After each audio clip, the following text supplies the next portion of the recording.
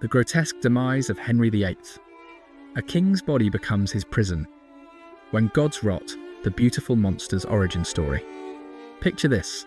In 1509, Henry Tudor was basically the medieval equivalent of a superhero origin story gone right. 6'2" of pure Renaissance eye candy, fluent in 4 languages, could compose music that made courtiers weep, and joust well enough to make grown men question their masculinity. Foreign ambassadors literally ran out of superlatives describing him. If God decided to create the perfect king, they gushed, he would look exactly like Henry VIII. How charmingly naive they were. They'd essentially just complimented the devil on his interior decorating. The young Henry possessed that particularly dangerous combination: unlimited power paired with unlimited appetite. Not just for food, though he'd eventually demonstrate Olympic-level gluttony, but for validation, control, and the intoxicating belief that reality should bend to his will. It's like giving a toddler a nuclear weapon, except the toddler wears a crown and believes God personally signed off on his tantrums. The descent, when entitlement becomes cancer. Here's where it gets deliciously twisted. Henry's transformation didn't happen overnight. It metastasized slowly, like the most patient cancer imaginable. The great matter of his divorce from Catherine of Aragon wasn't just about marriage. It was about a man discovering that the word no apparently didn't apply to him. When the Pope dared to suggest that perhaps, maybe, Henry shouldn't abandon his wife of 20 years for a younger model, Henry's response was essentially, "Fine, I'll create my own church, with blackjack and executions." The body count began almost immediately. Thomas More, the brilliant humanist who'd been Henry's friend and intellectual companion, beheaded for having a conscience. John Fisher, an elderly bishop whose greatest crime was believing in principle, also beheaded because apparently being 75 and principled was a capital offence in Henry's England. By this point, Henry had discovered something more addictive than any drug: the power to make people stop existing simply by wanting them gone. It's like having a real-life delete key for human beings, and Henry was about to become the world's most enthusiastic user. The wives, a tutorial in creative disposal. Each marriage became a masterclass in escalating horror, with Henry perfecting his craft, like a serial killer finding his signature. Anne Boleyn, the woman for whom he'd literally torn England from Rome, lasted exactly 3 years before Henry decided she was guilty of adultery with half the court, including her own brother. The evidence? Mainly that she'd failed to produce a son and had the audacity to argue with him. Her execution was so obviously fabricated that even 16th century observers, not exactly known for their feminist sensibilities, were horrified. Jane Seymour gave him his precious son Edward, then promptly died in childbirth. Henry was reportedly devastated, though one suspects his grief was less about losing Jane and more about losing his most successful baby-making machine. Anne of Cleves got lucky.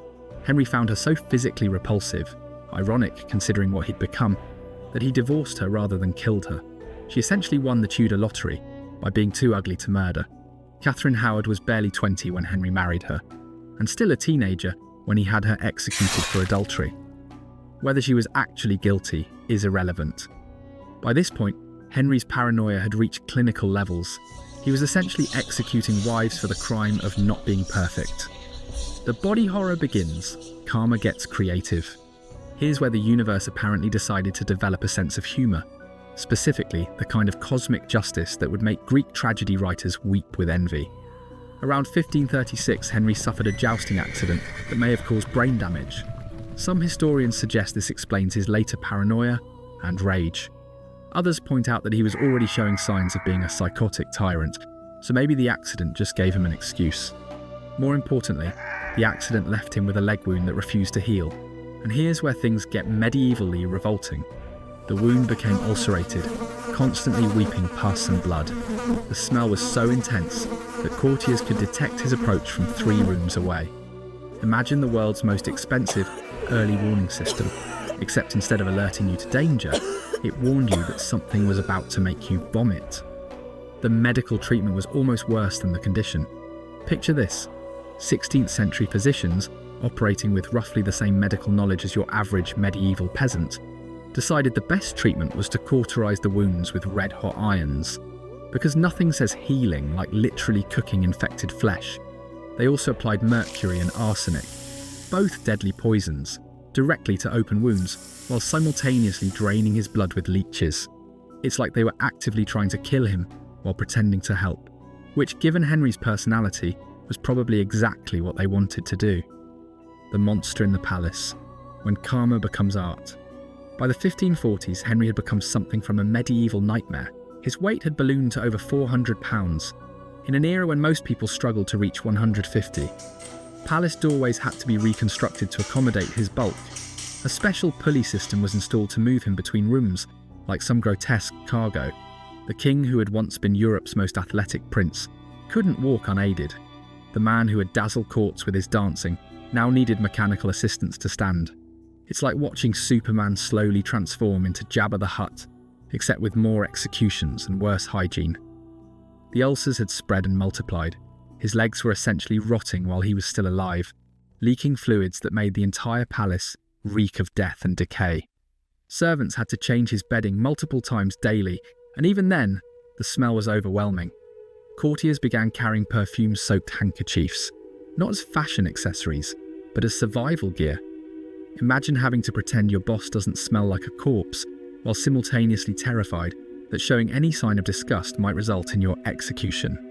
The final horror, when death becomes mercy. In his final weeks, Henry VIII had become something that transcended mere mortality. He was a living embodiment of corruption made flesh. His body had become his prison, but it was a prison of his own making, built from decades of cruelty, paranoia, and unchecked appetite. He continued signing death warrants until hours before his own death, as if the act of taking life could somehow preserve his own. The Duke of Norfolk was literally saved by Henry's death. His execution was scheduled for the morning after Henry died.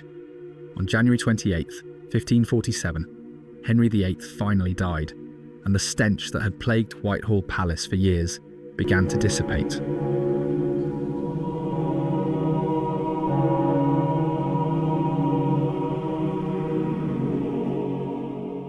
But here's the final, perfect touch of cosmic justice. His coffin reportedly burst during transport to Windsor Castle, spilling his putrid remains onto the floor in a last act of grotesque theatre. The beautiful irony, what we can learn from a rotting king. Here's what makes Henry VIII's story so perfectly, horribly instructive. He achieved exactly what he feared most. He wanted immortality, and got mortality in its most degraded form. He wanted absolute power, and became absolutely powerless, trapped in a body that betrayed him daily. He wanted to be remembered as a golden god king, and instead became history's premier example of how power corrupts absolutely. But here's the twist that should make us all sleep better at night. We live in an era where a leg wound doesn't automatically mean death by gangrene, where mental illness can be treated rather than expressed through mass executions, and where absolute power is constrained by laws, institutions, and the radical concept that other people actually matter. When you're stuck in traffic, remember, you're not trapped in a 400-pound body that smells like death while plotting the execution of your sixth wife. When your Wi-Fi is slow, remember, you're not relying on 16th century medicine to treat infected wounds with mercury and fire. When your boss is difficult, remember, they probably can't have you beheaded for disagreeing with them. Henry VIII's horrific death serves as perhaps history's most visceral reminder that no amount of power, wealth, or privilege can save you from the consequences of becoming a monster. His body became the perfect metaphor for his reign, something that started beautiful and became unspeakably corrupt. The king who believed himself above human limitation discovered, in the most degrading way possible, that biology doesn't recognize royal titles. Death, as it turns out, is remarkably democratic. It comes for tyrants and peasants alike, though it rarely arrives with such poetic justice. In the end, Henry VIII achieved a kind of immortality, just not the kind he wanted. He's remembered not as a golden god king, but as a cautionary tale about what happens when unlimited appetite meets unlimited power. His legacy isn't one of glory, but of grotesque decay, a reminder that the distance between a king and a corpse is smaller than most rulers would like to admit. And honestly, that's exactly the kind of immortality he deserved.